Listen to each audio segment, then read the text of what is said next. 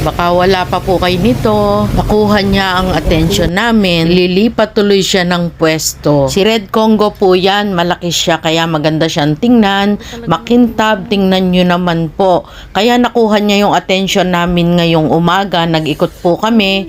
Ayan ang aming nakita. Sobrang ganda nila. Nag-o-orange ang kulay niya. At makintab, makikinis po ang mga dahon. Wala po kaming nilalagay dyan. Kulay bronze naman ito. Ang ganda talaga guys. Kaya kung wala pa po kayo na Red Congo, naku, pumili na po kayo dito. Napakadali po niyang alagaan. Tingnan nyo naman, hindi yan inaalagaan. Nilalagyan lang yan ng abono.